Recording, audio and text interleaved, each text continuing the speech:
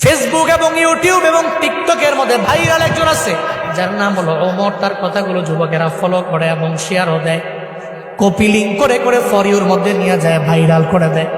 আমি গতকালকে তার একটা ভিডিও দেখলাম, তার মায়ের নামে সে কেমন এটা আমি জানি না, তবে এই ভিডিও দেখার পরে আমি দেখলাম যে মা পাগল ছেলেটা চোখের পানি ফেলায় মায়ের জন্য কান্দে। নেপালের পাহাড়ের সামনে দাঁড়াইয়া বলতেছে, আমার মা দুনিয়ার মধ্যে আমার সবচেয়ে বড় আপন। আমার মায়ের বিরুদ্ধে কথা বললে আমি কোনো আইনও মানি না, কাউরে আমি চিনি না, কারণ মায়ের মতো আপন আমার দুনিয়ার মধ্যে কেউ হতে পারে না।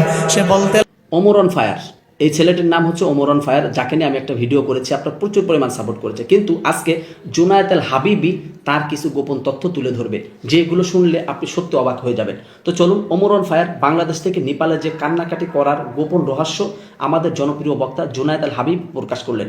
জুনায়েদ আল হাবিবের মুখ থেকে কিছু তথ্য জানবো, তারপর বাকি কথা বলবো ইনশাল্লাহ। তো চলুন আগে শুনে আসি। ফেসবুক এবং ইউটিউব এবং টিকটকের মধ্যে ভাইরাল একজন আছে যার নাম হলো ওমর। তার কথাগুলো যুবকেরা ফলো করে এবং শেয়ারও দেয়, কপি লিঙ্ক করে করে ফর ইউর মধ্যে নিয়ে যায়, ভাইরাল করে দেয়। আমি গতকালকে তার একটা ভিডিও দেখলাম, তার মায়ের নামে সে কেমন এটা আমি জানি না, তবে এই ভিডিও দেখার পরে আমি দেখলাম যে মা পাগল ছেলেটা চোখের পানি ফেলায় মায়ের জন্য কান্দে।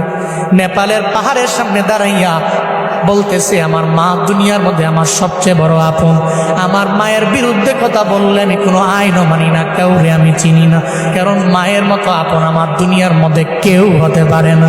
সে বলতে লাগলো, যখন আমার বাবা নাই, আমার মা ছাড়াই পৃথিবীতে আমার আপন যখন কেউ নাই, আমার মায়ের গার্মেন্টসে চাকরি করে করে করে করে কোনো রকম জিন্দেগি চালাইয়া আমারে ফালাইয়া যায় নাই, বরং পরিশ্রম করে করে আমার মা স্কুলের মধ্যে আমারে পড়াইলো। আজকে আমি অনেক মশহুর হয়ে গেলাম, প্রসিদ্ধ হয়ে গেলাম, সবাই আমারে চিনে, তবে আমি মায়েরে ভুলতে পারি না। নেপালের পাহাড়ের সামনে দাঁড়াইয়া বলতে লাগলো, মা জীবনে কোনোদিন আপনারে আই লাভ ইউ মা বলা হয় নাই, আমি আপনারে ভালোবাসি, আমি আপনারে পছন্দ করি, এটা বলা হয় নাই।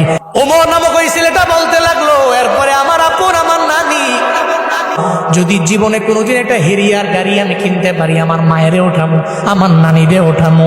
যুবকেরা তোমরা অন্যান্য বিষয়গুলো টিকটক যেইকা দেখে অন্যজনকে ফলো করো, তবে এটা কেন ফলো করো না? যাই হোক দর্শক মণ্ডলী, জুনায়েদ আল হাবিবের মুখ থেকে সম্পূর্ণ বিষয়টা জানতে পারলেন, এবং এই ভিডিও নিয়ে কিন্তু গত ভিডিওতে আমি বিস্তারিত বিষয় বলেছি, কেন বা কান্নাকাটি করেছে। যারা দেখেন নাই, ইনডিসক্রিপ্টে দিয়ে দেবো, আপনারা যে দেখে আসতে পারেন। জুনায়েদ আল হাবিবের কথাগুলো আপনার কাছে কেমন লেগেছে অবশ্যই কমেন্ট বক্সে কমেন্ট করে জানাবেন।